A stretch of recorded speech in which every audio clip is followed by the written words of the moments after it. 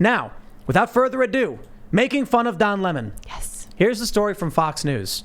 Don Lemon continues to lose viewers even after rebranding CNN show Desperate Publicity Stunt.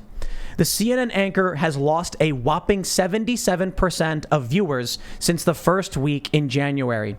Now, when I heard the story, you may have heard this. Don Lemon apparently made some announcement that he was grateful for all his years at CNN and he was going to be, changes were coming. And everybody was tweeting. I saw everybody tweeting, Don Lemon's quitting. It's over. The show's done. His ratings have dropped so dramatically. Surely they have fired the man. Turns out it was a publicity stunt where he's like, look, there's a quote. I appreciate all the years of CNN Tonight with Don Lemon, but changes are coming and I will fill you in. And then all they did was they changed the name of his show from CNN Tonight with Don Lemon to Don Lemon Tonight. That's it. Same time slot? Same time slot. Same Right? everything. Same everything. I mean, honestly, isn't there a point where CNN just recognizes that they're basically parody at this point? I mean, this is something that someone on this is like a Babylon Bee article. This is something that someone on our side would spoof, saying, "No, this is how ridiculous CNN." We don't have to worry about that because CNN is actually they're doing it themselves. Didn't Babylon Bee write an article saying that like CNN was beating them at their own game? There was something like that. No, but that's what's really funny about the satirical articles like Babylon Bee. The Onion writes really over-the-top nonsense. Like one of my favorites is "Stress of the Presidency ages Joe Biden 10 years," and it's a corpse, just like a mummified corpse, because he's already almost 80 years old. That's brutal dark humor, but it's very silly, right?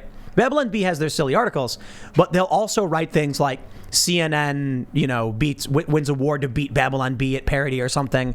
And the funny thing about Babylon Bee is it's a higher brow humor. Oh yeah. And people fall for it. I want to try and find it.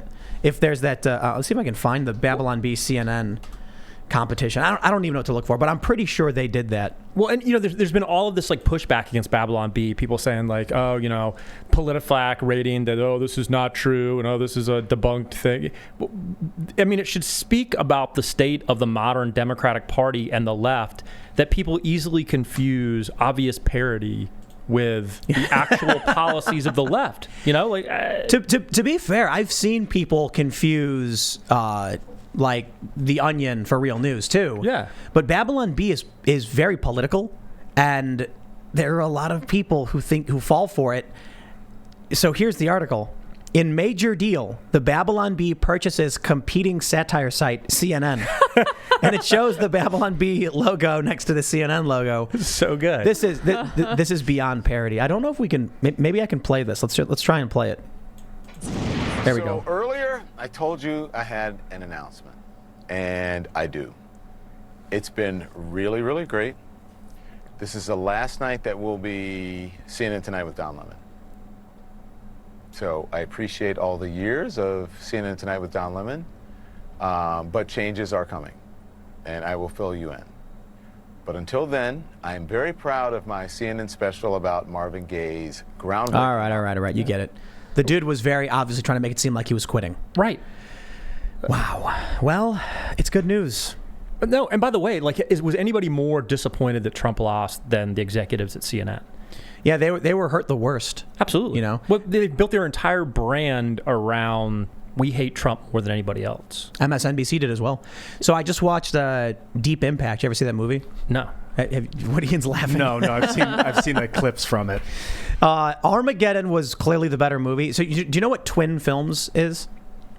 So there's this weird thing that happens where they make two movies of the same movie at the same time. So a good example would be A Bug's Life and Ants. Is this kind of like when in R&B or hip hop in the 90s where they did Whoop, There It Is, and then Hoot, There It Is, like the same song? Yeah, something like that. Yeah, okay. So they made Armageddon. A bunch of guys got to go to an asteroid, blow it up. Then they made Deep Impact. Everyone's got to go to a comet and then blow it up. In that movie, because I don't want to lose my train of thought, the main character works for MSNBC, and she's trying to do a legitimate story. The movie starts, spoiler alerts for those that haven't seen a 23-year-old movie. So she works for MSNBC. She thinks she's got a story about the president having an affair with a woman named Ellie. MSNBC, investigative reporting. in the same story. Amazing. Yeah, right. Yeah, today. Unreal. So, but it was interesting because I watched Armageddon, which is this really silly movie where these like oil rig guys go to an asteroid. It makes no sense, but it's ridiculous silliness. Deep Impact tries to be much more serious. We're like, we got to go to this comet and blow it up. And I'm watching the beginning, and I see this woman. She's like, I work for MSNBC, and a camera guy comes out, and they're like, we're going to get this report on the president and expose him. I'm like, wow, is that what MSNBC used to be? Right. Were they like real news at some point? I don't remember them being. No, real news. there was a time where MSNBC was kind of positioned as the almost a right of center news organization, like way back in the day. Wow. Like, yeah, I know. Like it seems amazing. By the way, the reason why CNN's been hurt more than MSNBC is because I hate both of them equally. But MSNBC has leaned into actually some kind of entertaining personalities. Like, I mean, I think Rachel Maddow's a buffoon, but she's good at her job. When she cried when the Mueller report, she almost cried when the Mueller report was bunk. Right. Like Trump wasn't a Russian asset. You could see her like welling up like, well, this is it. Yeah, no. And by the way, they've got Rachel Maddow, they've got Joy Reid. Like, I can't believe that woman still has a job. But like, they've leaned into these kind of like bigger personalities, whereas CNN's got Chris Cuomo and Don Lemon and Brian Stelter and S.E. Cupp. I mean, it's like, obviously, if you're a left winger and it's post Trump, if you're gonna watch anything, it seems like MSNBC is gonna be a little more entertaining to watch than CNN. You know what it feels like? Could you imagine going to a circus? Like, imagine there's two circuses, and in one, there's a bunch of clowns going, "We are not clowns. Do not laugh at us." And you go in the other one and like, "We're totally clowns. Have a good time." Yeah. That's MSNBC. Yes. They're totally 100%. Yeah. CNN is trying to make you think they're like, imagine a bunch of clowns wearing like suits, but they're still in their clown makeup, and they're trying to act like they're doing reporting. You're like, guys, this doesn't work. Well, and it's like the contrast doesn't work either. Like, they've got those people like Wolf Blitzer and John King are supposed to be like these hard news people, and they're on essentially like a crazy conspiracy hoax-filled television show. You know what I mean? Yeah. Like, it's like it doesn't work. Meanwhile, like MSNBC is going with Joy Reid. Like, she's nuts. Everybody knows she's nuts. Like, they're not even trying.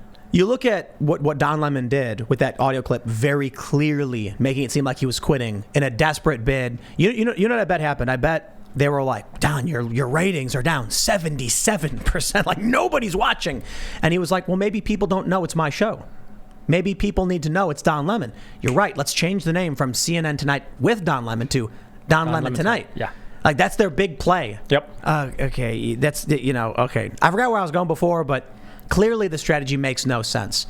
The ratings are in the gutter, and that was what they thought was going to attract people. Well, but again, they built an entire brand around Trump.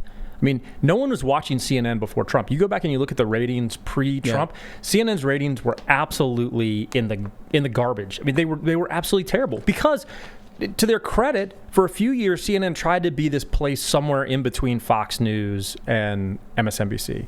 And they realized in an increasingly polarized society, there was no room to kind of be the middle guy. So instead, they just dove all in, into hating Trump. You mentioned this when we were talking about satire, that it says something when Snopes needs to constantly debunk the Babylon Bee about CNN's type, audience. Here's what happens. Tucker Carlson, his ratings went down for sure. It still is at like 3 million or whatever. In the key demo, he's still, I think he's in the high, six figures. So everybody's ratings took a hit. Literally everybody's. For obvious reasons. I mean, you had this massive election. Everybody's going to go down. But MSNBC and CNN went down more than like all the other networks, more than all the YouTube channels. I mean, a lot of people on YouTube and in podcasts are doing better. Ratings are going up. So what happened was Tucker, for instance, he's the highest rated because, for one, I think he's a smart guy. I think he does a really good job. Yep. And as for the other CNN personalities, Fox is like an oasis in a desert. You can go to any one of these networks, NBC, ABC, whatever, and hear the same garbled nonsense. One of my favorite examples of how garbled the nonsense was is during the Mueller. No, this is the Ukraine stuff. Gordon Sondland, that's his name, right? Sondland? Yeah. He had said that Trump said no quid pro quo, but he thinks Trump wanted it. What did Fox News say? Quote, Sondland, quote, no quid pro quo. Literally a quote. I can accept that, whether you infer something else from it. Every other network, Sondland confirms quid pro quo. So Fox is this oasis in the desert for people. They want to watch something they know. CNN and MSNBC leaned in as hard as they could into building a network off of people who hate Trump. That won't last once Trump is gone. It says a lot about the two different culture war, parent bubbles, whatever their, smaller bubbles are, libertarian, conservative, whatever, versus like leftist liberal. The liberal voters only cared about hating Trump. And that's the only thing that kept them together as a voting bloc. And that's why this honeymoon is going to be so quick for Joe Biden, because the sad reality for him is there's no cohesive policy like group behind him. Like whether you love Trump or hated Trump in 2017 when he got inaugurated, people knew what it was Trump for. He was for building a wall. He was for negotiating new trade deals. He was for making America great again. Like all of these things he was for. Biden voters only cared about one thing: I hate Trump. And so now you're seeing all these internal divisions with the Democratic Party over actual policy stuff and realizing they have no cohesive argument because their entire election was predicated on simply hating Trump. Thanks for checking out this clip from the Timcast IRL podcast. If you want to see the full show, come back to this channel, youtube.com/TimcastIRL, Monday through Friday at 8 p.m., where you can leave comments and super chat, and we actually will read your comments on the show. Don't forget to like, share, subscribe, and if you want exclusive members-only content, segments you can't get anywhere else, go to timcast.com, become a member, and we even have full bonus episodes. Thanks for hanging out, and we'll see you all next time.